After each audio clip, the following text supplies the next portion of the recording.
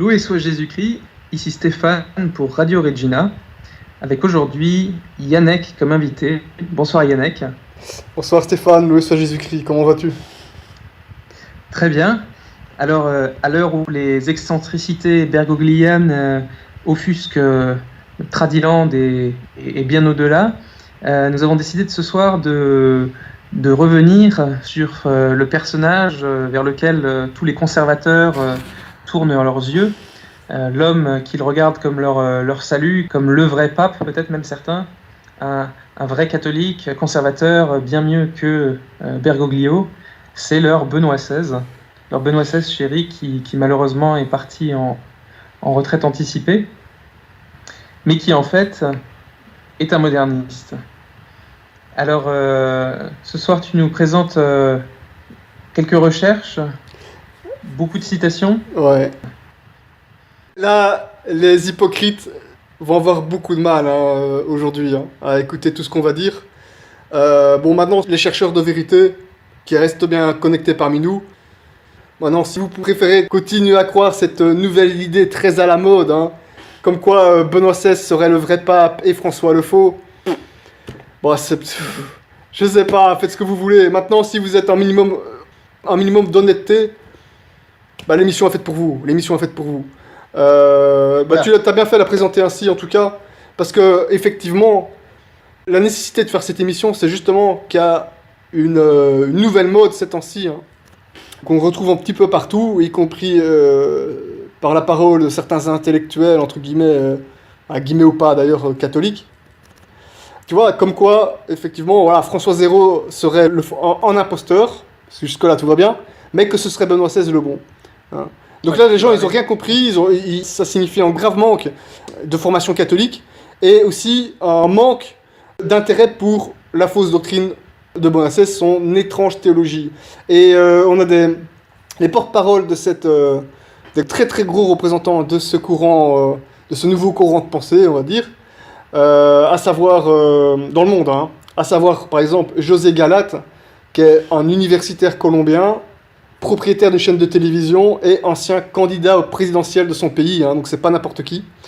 Et aussi un certain Antonio Socci, journaliste et écrivain, qui est très connu en Italie. Donc ces deux intellectuels, ces deux grandes figures intellectuelles du monde, entre guillemets, catholique, véhiculent beaucoup ces idées-là, et fatalement, ça s'est répandu partout dans le monde. Voilà. Oui, c'est ça. Le problème, donc, c'est selon le célèbre dicton, au royaume des aveugles, les borgnes sont rois. Les documents qui sont produits par Rome sous Bergoglio sont tellement horribles que finalement, il fait oublier les mauvais actes, les mauvais discours et les mauvaises encycliques de Benoît XVI, ou en tout cas, il les fait passer pour presque orthodoxes. Je pense qu'on en reparlera, effectivement. Alors, je voulais juste, puisqu'on fait ces vidéos aussi pour les gens qui se posent des questions, alors il va y avoir le synode sur l'Amazonie. Le document a été publié en espagnol uniquement pour l'instant, mais d'ores et déjà, on sait qu'il y a des hérésies toutes les 2 pages. Et voilà, il va y avoir encore d'autres documents. Ça va continuer, ça ne va pas s'arrêter. Parce que ce sont des hérétiques auxquels nous avons affaire, et il est important de comprendre que ça s'inscrit dans une continuité, et donc que Benoît XVI n'était pas un grand conservateur orthodoxe catholique, mais une étape dans ce cheminement moderniste. Alors, qu'est-ce que tu peux nous donner comme élément biographique important à connaître aujourd'hui pour comprendre que Joseph Ratzinger est un moderniste? Effectivement, comme tu l'as peut-être sous-entendu maintenant, le modernisme, c'est pas un bloc homogène. Tu as 2 grands courants, qui est un courant un peu plus progressiste, dit courant de la discontinuité. Enfin, c'est pas eux-mêmes qui se proclament ainsi, mais on s'est compris. Et tu as un autre courant qui est conservateur, dit herméneutique de la continuité, dont se revendique Benoît XVI. Et si on doit résumer en 2 mots, justement, la théologie, la pensée de Benoît XVI, ce serait évidemment herméneutique de la continuité, qui est en pur modernisme, et il n'y a pas besoin de chercher bien loin pour le constater. Alors, bon, des gens vont dire oui, mais non, c'est pas vraiment moderniste, etc. Donc, voilà, le problème, c'est que dans la tête des gens, t'es moderniste à partir du moment où tu fais des petits trucs progressistes, où tu te la racontes François Zéro, tout ça, avec tout ce qui est attrait à la décadence de la société. Dans la tête des gens, c'est ça le modernisme. Bah non. Si on s'y tient strictement au point de vue de la religion catholique, le modernisme, dont Benoît XVI est l'un des pères, et François Zéro serait plutôt l'un des fils, le modernisme, c'est évidemment pas du tout progressiste en soi. Hein. Donc c'est encore une autre définition, mais ça on va voir tout de suite. Hein. Donc on va effectivement mettre un peu les gens dans le bain et se pencher un peu sur la biographie de Benoît XVI. On n'y échappe pas. Très résumé évidemment, parce que dans les grandes lignes on la connaît un petit peu évidemment, mais au moins on va analyser ça de ce point de vue-là, en tout cas. C'est ça. Alors la première chose, c'est qu'il est allemand, et on sait qu'en Allemagne, le courant moderniste a beaucoup de penseurs.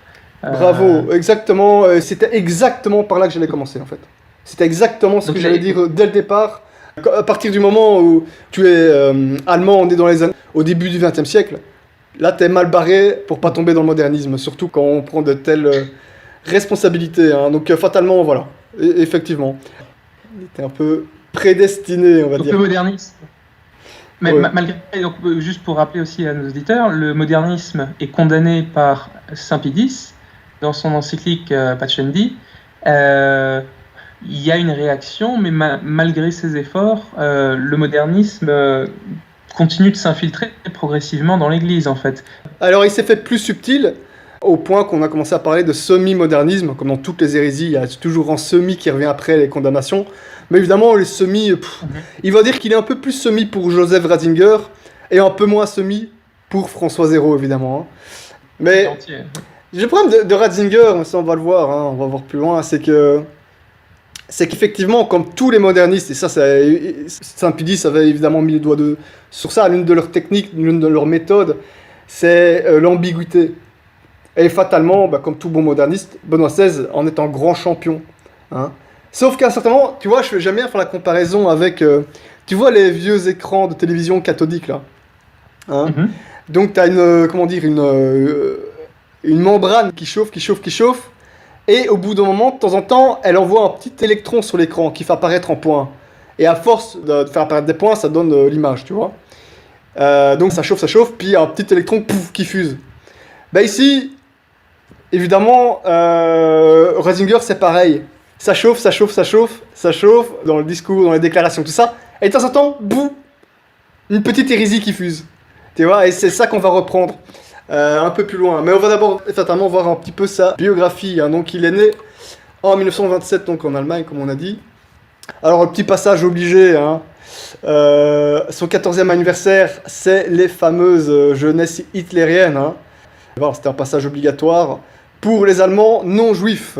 Donc officiellement, il l'est pas. Hein, voilà. On sait que, il y a aussi des penseurs modernistes qui n'étaient pas tous chrétiens, mais ça c'est un autre débat. Voilà. Alors, à l'âge de 16 ans, en 1943, il est incorporé avec tous ses confrères de son séminaire hein, dans la lutte anti-aérienne allemande. Il va passer par la section des télécommunications. Hein, et en 1944, je crois qu'il est passé par un petit camp de travail après, hein, bref. Il va commencer ensuite sa formation de prêtre. Il sera vraiment ordonné prêtre plus tard. Donc voilà. Mais ce qui est intéressant, hein, donc, c'est de voir. Il a fait des études de philosophie, de théologie à l'université de Munich. Il va étudier les ouvrages, attention, d'Heidegger, Karl Jaspers, Nietzsche, Buber et Bergson. Alors c'est des noms qui résonnent beaucoup dans nos têtes parce que pendant tout son mandat, entre guillemets, soi-disant pontifical, c'est des noms qu'il ne cessait de répéter, qu'il connaît très très bien. Et c'est des noms auxquels il faisait souvent référence. Hein. C'est pas un hasard. Il les avait effectivement très bien étudiés. Mais en plus, quand il en parlait, évidemment, c'était toujours en bien. Hein. Donc évidemment, ça ne pouvait qu'égarer. Ça c'est normal, c'est typique aussi, c'est logique. Quand on est moderniste, on mélange par définition la pseudo-philosophie moderne à la religion catholique. Donc c'est tout à fait logique qu'il ait procédé ainsi. Alors il est aussi très passionné par la pensée de Saint-Augustin, donc lu à sa façon. Il n'a certainement pas lu à la façon avec la grille de lecture de saint Thomas d'Aquin, parce que saint Thomas d'Aquin, en tous les cas, c'est pas un grand fan, Benoît XVI, Ratzinger. Pour lui, donc, l'enseignement de saint Thomas d'Aquin, il va qualifier plus tard en tout cas, de rigide et de néoscolastique. Typiquement, c'est ce qu'ils disent tous, évidemment. C'est rigide, c'est néoscolastique. C'est ce qui lui dérange, c'est surtout qu'il soit scolastique, je pense. Donc il va s'en éloigner. Hein. Voilà. On a déjà compris la base, c'est très très mal parti. On connaît ses références, fatalement. Il y aurait aussi Bonaventure que j'ai oublié de... Saint Bonaventure que j'ai oublié de citer, qu'il a travaillé à sa sauce, évidemment. Comment ? Allô ? Non, j'ai un certain dédain pour saint Thomas et un amour pour la philosophie moderne. C'est lui qui a dit ça ? Non, mais c'est pour résumer le séminaire de Ratzinger. C'est qu'il a dit et redit apprécier avoir lu la culture philosophique moderne et avoir plutôt dédaigné saint Thomas d'Aquin. Mais voilà, mais il mélange tout. Restons dans l'herméneutique de la continuité. Sauf qu'apparemment, saint Thomas d'Aquin, au niveau continuité, ils aiment pas trop. Mais bon. Très bien. Donc, il va être vraiment ordonné validement prêtre en 1951. Contrairement à Bergoglio. Hein. En même temps que son frère Georges. Alors, pour la petite anecdote, qu'il y aura des petits problèmes de pédérastie plus tard, mais ça, c'est un autre débat. Donc, Ratzinger va devenir vraiment un vrai prêtre. Donc, il va poursuivre sa thèse de doctorat par la suite. Hein. Donc, thèse de doctorat sur Saint-Augustin. Bon, il n'a pas fait Nietzsche, hein. Il n'est pas allé jusque-là, mais bon. Ensuite, il va devenir docteur en théologie et puis par la suite va devenir professeur d'université. Hein. Donc, ce sera à l'université de Bonn. Alors, fatalement, comme on sait tous, il va jouer un rôle très très actif au Concile Vatican II, au pseudo-Concile Vatican II, en tant que réformateur, et ça, il n'y a personne qui le conteste. Il est dans le camp réformateur. Il est dans le camp de ceux considérés comme progressistes. Personne ne le conteste, pas même ceux qui sont plutôt portés sur une herméneutique plutôt proche de celle de François Zéro. Il n'y a personne qui conteste qu'il était dans ce camp-là.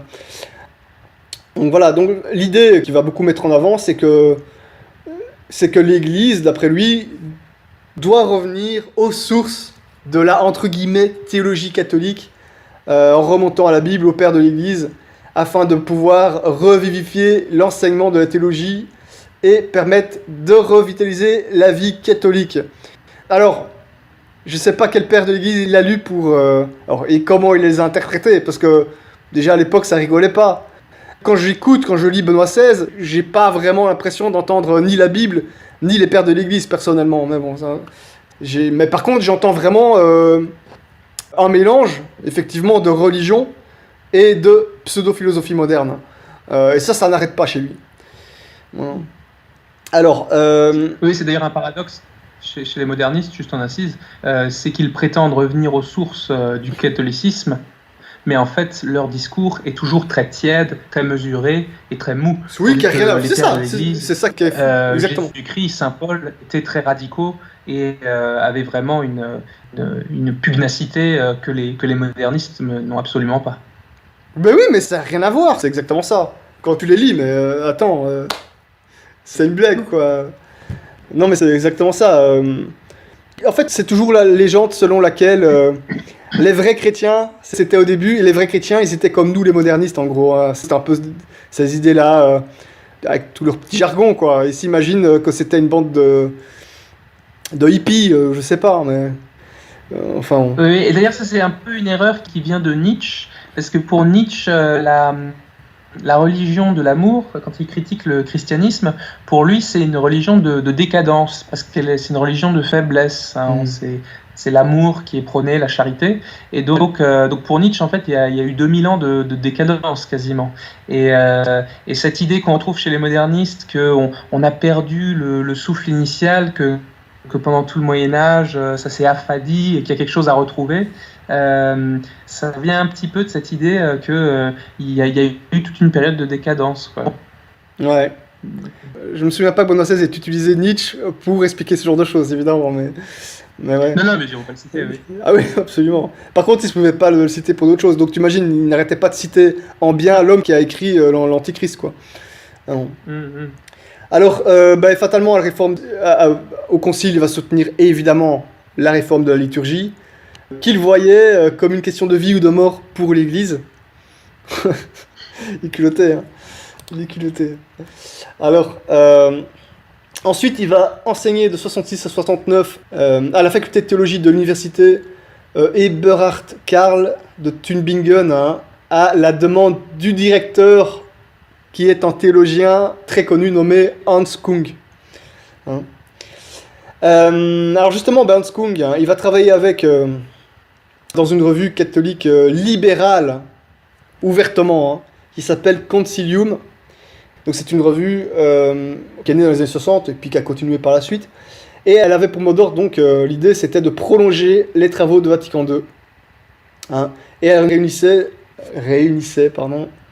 des grands noms, hein, bien connus en tant que modernistes et parfois même complètement mis à l'index par la Sainte Église, voire condamnés, hein, donc avec Yves Congar, Karl Rahner, hein, Edouard Schillerbeek, c'est en belge, hein, j'arrive pas à prononcer son nom, c'est normal, c'est en flamand, Hans Kung et le, entre guillemets, dominicain, hein, Marie-Dominique Chenu, hein. Donc pas des grands amis de la vraie Église, hein. Alors, bon, c'est une revue qui était assez considérée plutôt comme, on va dire, pour reprendre leur langage, herméneutique de la discontinuité, c'est-à-dire, c'était plutôt l'aile progressiste du modernisme. Alors, elle a eu une autre revue qui était rivale, et qui s'appelait, je crois que ça s'appelait Communio, je crois que c'est ça. Voilà, c'est une revue qui s'appelait Communio, et elle travaillait avec d'autres grands noms du modernisme, à savoir Hans Urs von Balthasar, Henri de Lubac, et Casper, hein. Walter Casper. Et elle, c'était vraiment herméneutique de la continuité. Donc c'était, bon, on va dire, le modernisme, tendance plus, on n'oublie pas notre héritage catholique. Hein. Tu vois ce que je veux dire. Donc voilà, ça c'est des grands noms qui sont, voilà, on ne peut plus connus dans ces courants de pensée, qui s'opposent, hein, parfois. Alors, ce qui s'est passé, que, par exemple, avec Joseph Ratzinger, c'est qu'il a fini par s'être opposé un peu à son maître, un de ses maîtres à penser, qui était Rahner. Ils se sont opposés sur des questions de méthodologie par rapport à la revue Concilium. Donc il est passé dans la revue rivale qui s'appelle Communio. Donc Communio donc, était moins progressiste. Hein. Alors, alors, je vais quand même lire, ça c'est intéressant. Alors, je sais plus qui a fait ce commentaire par rapport à la revue Communio. J'ai pas la source ici dans l'immédiat, mais on peut facilement la trouver. Hein. Donc, l'une des définitions, c'était, par rapport à Communio, le groupe réuni autour d'Urs von Balthasar avait pour but de dépasser la division simpliste de la théologie moderne entre conservatisme ou progressisme dans le contexte post-conciliaire. Donc, cette revue, donc, elle présentait la vocation de dépasser le clivage traditionnel des théologiens entre modernistes et traditionnalistes. On est en plein dedans, herméneutique de la continuité. Voilà. Il faut transcender les divisions entre modernistes et traditionnalistes. Tu vois ce que je veux dire? Et ça, c'était dans quelles années? 70. Voilà. Bon, alors, on va vite terminer sur la biographie, parce que les grandes lignes, tout le monde les connaît. Hein. Donc, en 77, Paul VI, hein, va nommer Ratzinger archevêque de Munich et Freising. Et je crois que c'est la même année, il va le nommer cardinal prêtre. Hein. Une carrière une ascension assez rapide quand même. Hein. Mais... Oui, dans la même année. En quelques mois, il est passé, effectivement, il est vite monté. Alors, je vais reprendre les mots de Ratzinger, hein, parce qu'on a beaucoup parlé d'herméneutique de la continuité, et je vais expliquer un petit peu, par ces mots, ce que c'est. Hein. Donc, on va rappeler, au cas où les gens n'auraient pas encore compris. Hein. Alors, herméneutique de la continuité, donc c'est dans un discours du 22 décembre 2005, hein, en tant que Benoît XVI, il a déclaré ceci. Pourquoi l'accueil du concile dans de grandes parties de l'Église s'est-il jusqu'à présent déroulé de manière aussi difficile? Eh bien, tout dépend de la juste interprétation du concile, c'est ce qu'ils disent à chaque fois, hein. Ou, comme nous le dirions aujourd'hui, de sa juste herméneutique, hein, de la juste clé de lecture et d'application. Le problème de la réception sont nés du fait que deux herméneutiques contraires se sont trouvées confrontées et sont entrées en conflit. D'un côté, il existe une interprétation que je voudrais appeler herméneutique de la discontinuité et de la rupture. Celle-ci a souvent pu compter sur la sympathie des mass médias et également d'une partie de la théologie moderne. D'autre part, il y a l'herméneutique de la réforme, du renouveau de la continuité de l'unique sujet Église que le Seigneur nous a donné. Voilà, donc ça c'est dans ce second point de vue que Benoît XVI s'inscrit et se proclame. Herméneutique de la continuité. Donc il dit conserver tout l'héritage catholique, mais en même temps en le mélangeant. Et donc ces petites tensions qu'il y a entre modernistes, ces petites rivalités, c'est à l'image de l'histoire des deux revues Concilium et Communio, hein, donc on vient de voir précédemment. Donc voilà. C'est aussi les différences flagrantes qu'on peut voir entre l'approche de la, entre guillemets, religion de Benoît XVI et d'un autre côté de François Zéro. Voilà. Ce sont deux courants rivaux qui s'affrontent et fatalement les gentils cathos tradis, je sais pas comment, voilà, eux sont plus touchés, plus intéressés par l'herméneutique de la continuité, mais ce qui est un véritable piège évidemment, parce que de notre point de vue, catholique intégraux, ça change évidemment pas grand-chose. Et nos lecteurs, s'il vous plaît, nos auditeurs, s'il vous plaît, encore une fois, ne soyez pas hypocrites. Si vous l'êtes, tant pis, vous pouvez couper l'enregistrement, mais si vous êtes honnêtement des chercheurs de vérité, écoutez la suite, parce que si vous êtes là, pour l'instant, sceptique par rapport à tout ce qu'on est en train de dire, si pour l'instant vous êtes sceptique, pas de problème, écoutez la suite. Donc ça c'était pour la biographie. Herméneutique, c'est un peu... Voilà, donc un mot un peu technique pour en fait parler de l'interprétation du texte. Il y a d'un côté une interprétation radicale, progressiste, et de l'autre côté une interprétation modérée des textes du Concile. Je dirais que l'expression Concile des médias est encore très répandue aujourd'hui dans les milieux conservateurs, où beaucoup vivent dans cette illusion que il y a une interprétation trop libérale qui a souvent été faite par les médias du Concile, mais que au fond, le Concile à 99% est quand même vraiment bien, et il y a une interprétation correcte, tout à fait catholique, qui est possible du Concile. Et donc ça, en fait, c'est faux. Le Concile est objectivement révolutionnaire, et qu'on soit dans une interprétation radicale, progressiste, ou qu'on soit dans une interprétation mesurée comme Ratzinger l'est, en fait, il y a vraiment des grosses erreurs et des citations, des affirmations qui ne sont pas catholiques. C'est ça, et exactement. Donc tu as beaucoup d'ambiguïté dans ce pseudo-concile, et tu as aussi des erreurs qu'on peut difficilement interpréter autrement comme telles. Et d'ailleurs, quand on parle de révolution, dans les déclarations de Joseph Ratzinger, il y a vraiment, fatalement, ça finit par sortir tôt ou tard, des propos qui entendent qu'il a rejeté certaines parties, certains, oui, non seulement des dogmes, mais aussi du credo, tu vois, le syllabus et tout ça, donc on va en parler quelques fois de ça. Hein. Ça, on va le voir aussi. Il l'a dépassé, comme il dit. Hein. Oui, il a clairement écrit plusieurs fois, le texte de Vatican II sur la liberté religieuse est un contre-syllabus. Et lui n'a pas pu défendre l'idée qu'il y avait une continuité. Malheureusement, je crois que c'est l'abbaye du Barou où quelqu'un a réussi à produire plusieurs volumes pour expliquer qu'il y avait une continuité entre la conception de la liberté religieuse avant le concile et après le concile. Ah oui, t'es au courant de ça, ouais, c'est ça, exactement, ouais, c'est vrai. Oui. Ok, mais il n'y a pas de problème. Alors qu'il fasse aussi ça pour la question des droits de l'homme, qu'il fasse ça aussi pour la question de l'approche par rapport aux fausses religions, au judaïsme, à l'islam, par rapport à toutes les déclarations qu'ils ont faites sur l'islam, par rapport à toutes les déclarations qu'ils ont faites sur la laïcité, sur la création, par rapport à tous les dogmes qu'ils ne cessent de nier. Qui s'amuse. Le Barou, ils ont produit un document de je ne sais combien de pages sur la liberté religieuse pour excuser un peu tout ça. Je pense qu'ils ont encore du boulot parce que là ils ont fait juste la liberté religieuse, mais encore tout le reste après. Voilà. Donc voilà, c'est très très très difficile de garder la foi dans ces conditions si on se soumet à ces gens-là. C'est juste évident.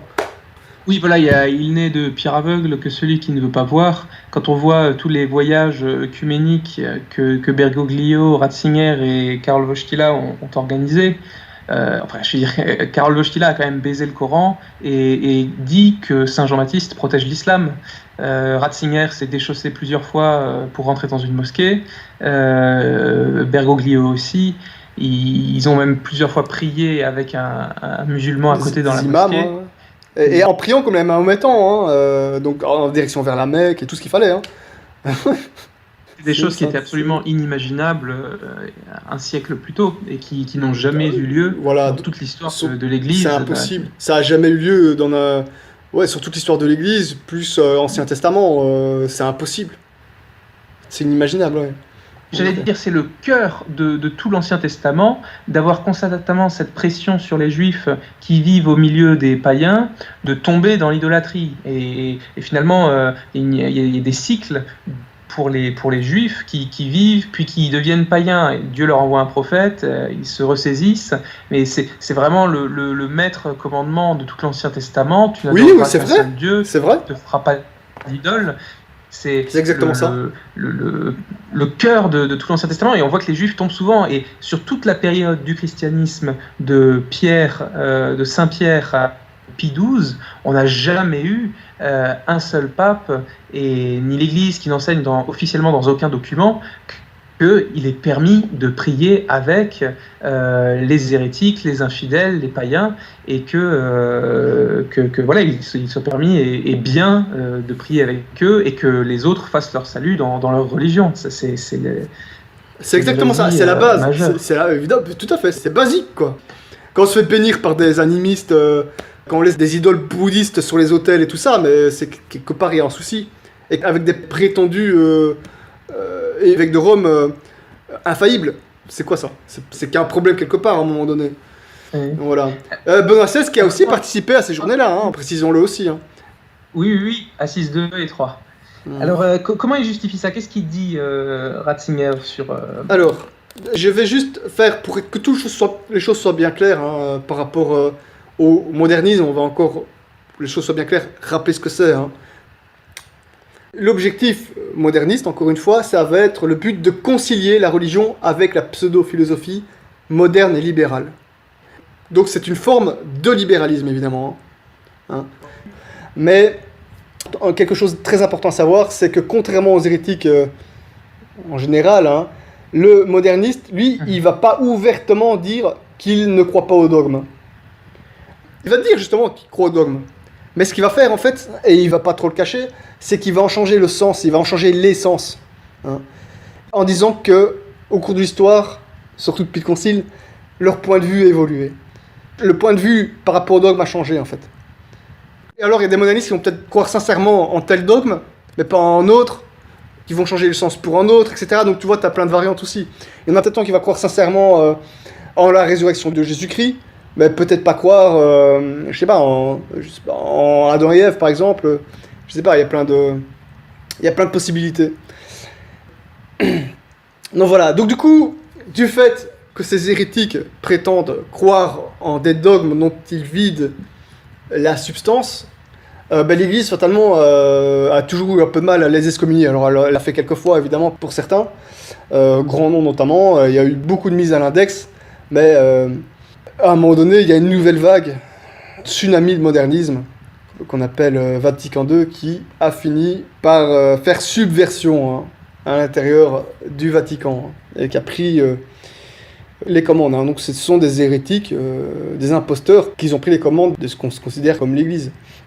Alors, Joseph Ratzinger, fatalement, hein, par rapport à tout ce que les papes ont décrit comme étant moderniste, bah lui, il entre en plein dedans, hein, et notamment par sa façon de travailler et d'opérer, voilà, avec toutes ces ambiguïtés, toutes ces phrases incompréhensibles hein, qui expriment tout et son contraire et tout ça. C'est typiquement ce qu'ils font. Hein, voilà. Toutes ces références, toute sa pensée générale, et on va le voir dans toutes ces déclarations, c'est typiquement le modernisme. Hein. Et comme dit Saint-Pilice, hein, pour rappel, le modernisme est l'égout collecteur de toutes les hérésies. Hein. Donc on va jeter un petit coup d'œil à ces déclarations. Et alors pour commencer en beauté, hein, et pour que les choses soient bien claires, hein, on va justement commencer par les citations de Ratzinger qui ont rapport au libéralisme et au modernisme. Donc, directement. Voilà. Parce que si on a compris ça, on va comprendre tout le reste, que ce soit sur l'islam, sur le judaïsme, sur les protestants, sur la création, sur le paganisme, tout et n'importe quoi, la laïcité, tout ce que vous voulez. Il faut d'abord passer par la question du libéralisme et du modernisme. Toutes ces déclarations par rapport à ça. Quand vous avez compris ces idées-là, vous allez comprendre toutes ces autres déclarations qui sont tout autant choquantes. Hein. Donc c'est parti pour l'aventure. Alors, on commence. Alors ces citations, beaucoup se trouvent dans l'ouvrage de Monseigneur Tissier de Mailleret qui s'appelle « L'étrange théologie de Benoît XVI ». Et c'est ce livre-là qui m'a donné une bonne claque. À l'époque, moi j'étais pro Benoît XVI, je crois à l'époque, où j'ai commencé un peu à douter. Et quand j'ai lu ce bouquin-là, d'autant plus que je commençais à vraiment me former sur la religion catholique, là je me suis rendu compte, ouais, en fait, il n'y a pas moyen. Benoît XVI, c'est un moderniste. Voilà. Et après, il y a d'autres citations que j'ai rajoutées par la suite, qu'on trouve un petit peu ailleurs, mais voilà. Alors, on va commencer donc par ça. Hein. Dans les principes de la théologie catholique, donc c'est le titre d'un ouvrage de Joseph Ratzinger, page 426-427. Si l'on cherche un diagnostic global du texte Gaudium et Spes, donc Vatican II, on pourrait dire qu'il est en liaison donc, avec les textes sur la liberté religieuse et sur les religions du monde, une révision du syllabus de Pie IX, une sorte de contre-syllabus. Et c'est pas lui qui va le contester. Hein. Bon, ceux qui connaissent pas, lisez le syllabus de la Sainte Église, vous allez voir. Et dites-moi si ces condamnations du syllabus, vous les retrouvez oui ou non chez Benoît XVI. Alors, dans Discours à Subiatio, donc relaté par Documentation catholique, Joseph Ratzinger, donc en 2005, page 121-122, le Concile a remis en évidence cette correspondance profonde entre le christianisme et les Lumières, essayant d'arriver à une véritable conciliation entre l'Église et la modernité, qui est le grand patrimoine que doivent sauvegarder chacune des deux parties. Donc, herméneutique de la continuité, c'est une citation qui est évidemment très grave, on est en plein dedans, donc voilà, par rapport à la question moderniste, on est en plein dans le mille. Oui, c'est ça.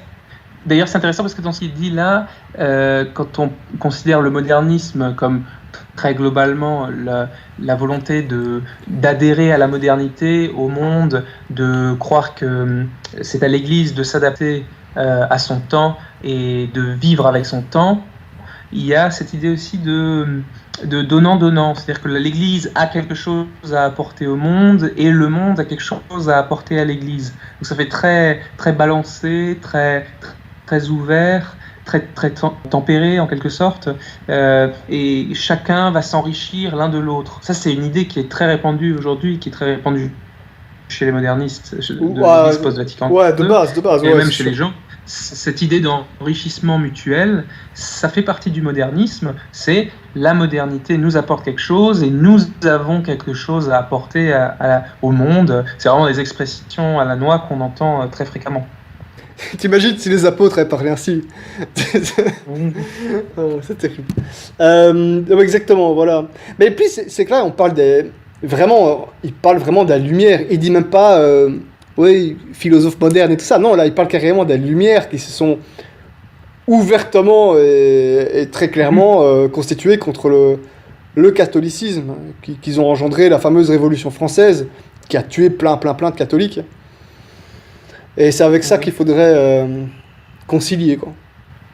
Il y a cette idée de progrès, donc ils vont toujours dire que oui, à la base, en 1789, les Lumières sont violemment anti-catholiques, et donc il y a une réaction normale de l'Église catholique qui va condamner les Lumières, mais avec le temps, la réflexion, on va se rendre compte que les Lumières, les philosophes des Lumières ont quelque chose à nous apporter. Et donc, certes, l'Église catholique a condamné par le passé la philosophie des Lumières, mais aujourd'hui, elle a avancé dans la compréhension de la philosophie des Lumières et elle se rend compte peu à peu qu'il y a des choses qui sont bien, et donc il faut passer de ce discours d'opposition à un discours d'ouverture et éventuellement prendre quelques idées chez les modernistes. C'est ça. Et ça, c'est c'est l'hérésie, et c'est ce qui est condamné, par exemple. Alors j'ai le syllabus sous les yeux, et par exemple, il y a une proposition chez les modernistes qui était répandue, c'est de dire que, c'est la proposition 22 qui est condamnée, les dogmes que l'Église déclare révélés ne sont pas des vérités descendues du ciel, mais une certaine interprétation de faits religieux que l'esprit humain s'est formé par un laborieux effort. Voilà, pour les modernistes, en fait, tous les dogmes, c'était pas révélé comme ça. On a beaucoup réfléchi, les théologiens ont débattu, et donc on est arrivé à une définition qui fasse consensus, mais c'est pas fini, ça va continuer.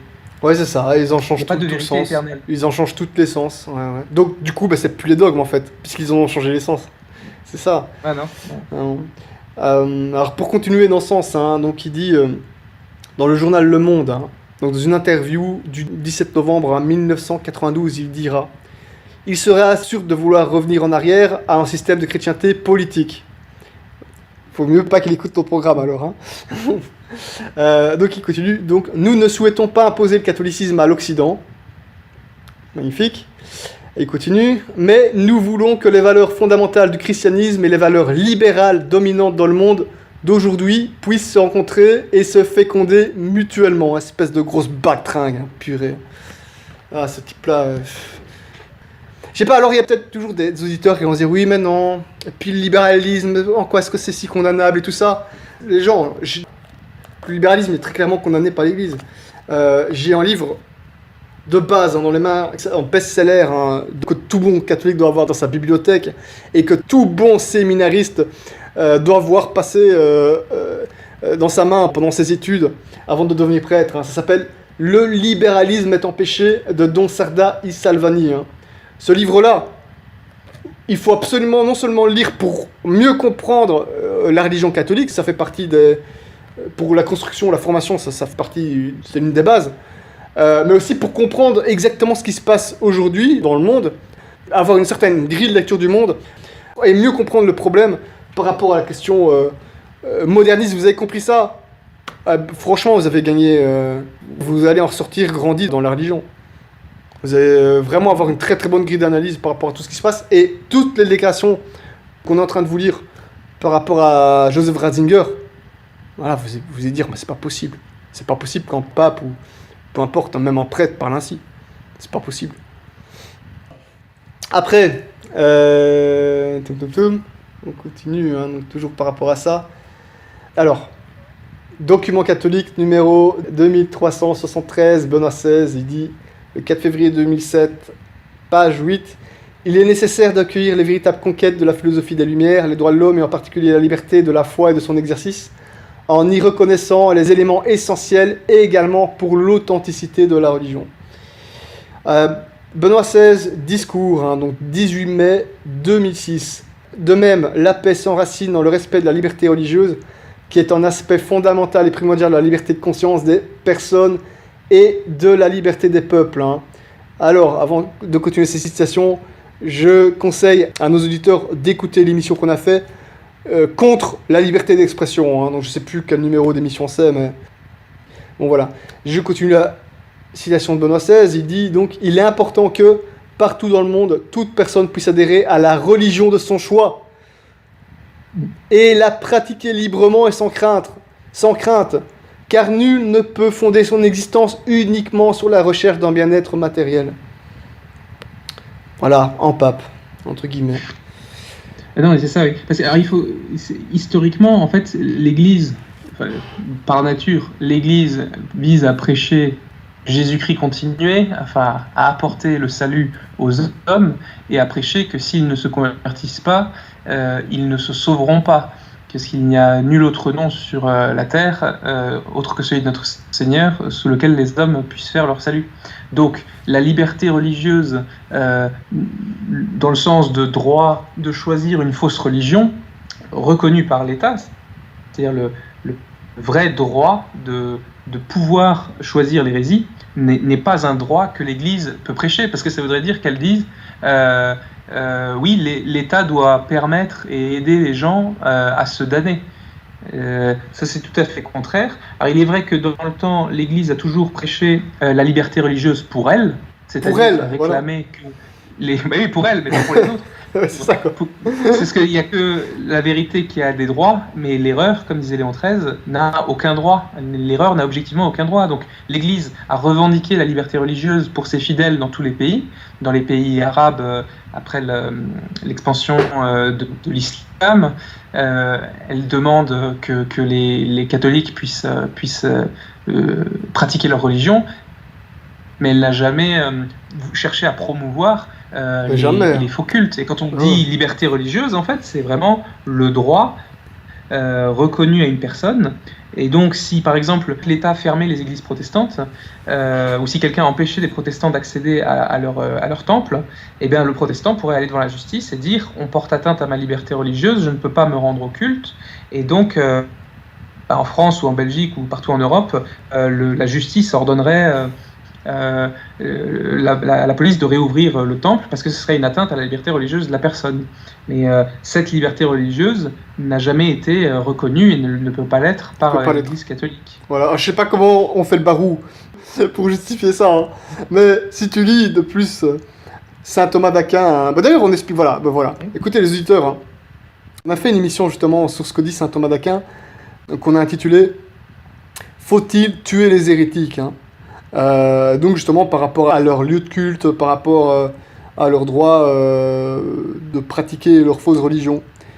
Je suppose que la plupart des gens ont déjà les réponses, ce qu'il y a à faire par rapport à ça. Mais voilà, si vous ne l'avez pas écouté, écoutez-la, vous allez voir que c'est super intéressant. Voilà, la vision de saint Thomas d'Aquin, que pour rappel, Benoît XVI n'aimait pas beaucoup, hein, ça on a tout de suite compris pourquoi. Surtout, n'hésitez pas à aller le lire. Parce que saint Thomas d'Aquin, c'était évidemment la vision de l'Église catholique. Hein. On continue vite faire. Donc, Benoît XVI, donc, en discours à l'ambassade d'Espagne, hein, le 20 mai 2006. L'Église insiste également sur le droit inaliénable des personnes à professer sans obstacle, que ce soit de manière publique ou privée, leur propre foi religieuse, ainsi que le droit des parents à ce que leur enfant reçoive une éducation en accord avec leurs valeurs et leurs croyances, sans discrimination ou exclusion explicite ou cachée. Purée, mais vraiment à pente ce type. Hein. Donc là, il y a d'échanges mutuels avec la philosophie des Lumières. C'est la reprise intégrale de la philosophie des droits de l'homme. Et finalement, là, il vient de dire un article d'une convention internationale des droits de l'homme qui dit exactement la même chose avec le même vocabulaire. Ouais, c'est ça le pire, ouais, c'est ça, exactement, c'est vrai ça en plus. Ouais. En fait, le rapporteur de l'ONU sur la liberté religieuse dit exactement pareil. Ouais. Et c'était proposition très clairement condamnée par l'Église catholique. N'importe qui peut aller vérifier, hein. Très très clairement. Donc, voilà, on va remarquer donc que Benoît XVI, en grand promoteur de l'herméneutique de la continuité, il est complètement ici dans son élément. Le libéralisme, il ne fait que le justifier, hein.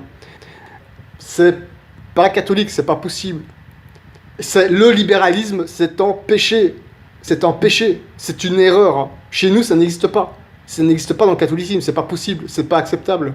C'est condamné à plusieurs reprises. Il n'y a pas de blabla, oui, mais non. Non, c'est pas possible. Il n'y a que des condamnations sur condamnations. Très clairement.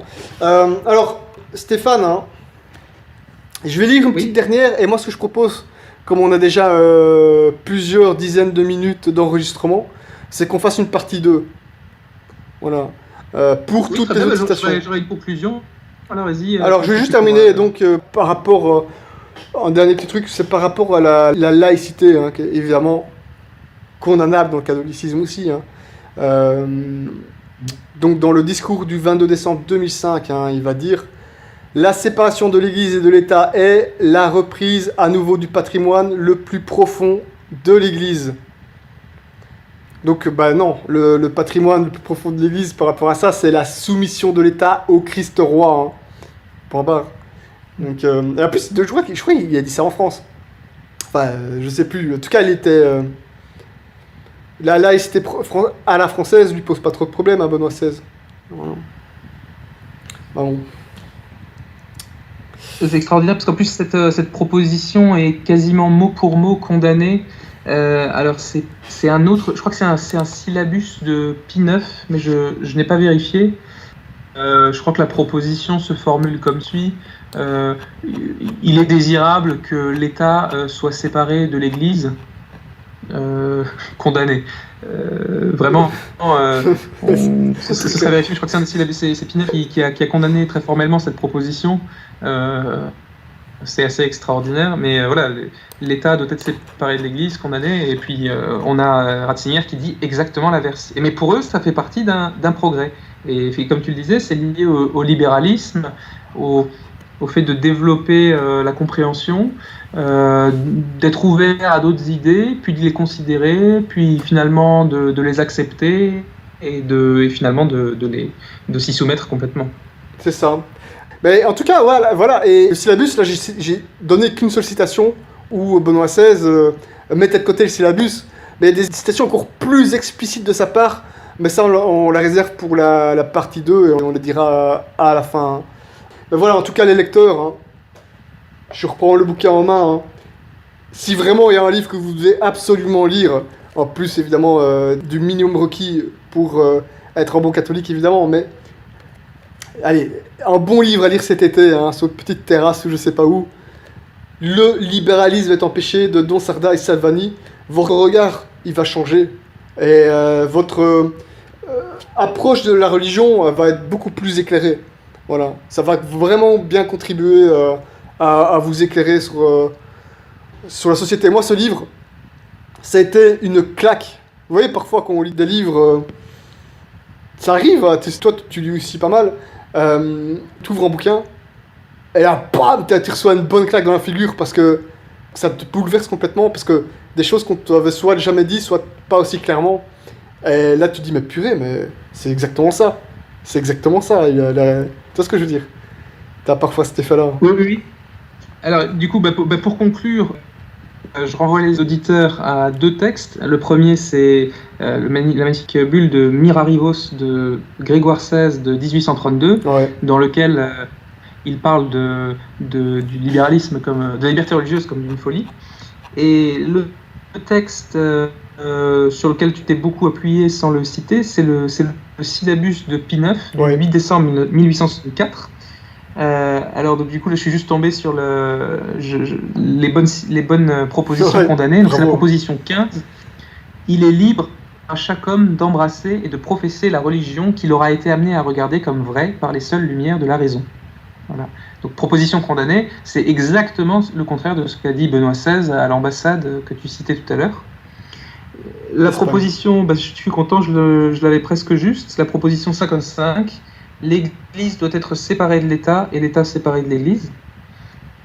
Et voilà, c'est exactement le contraire de ce que Ratzinger a dit.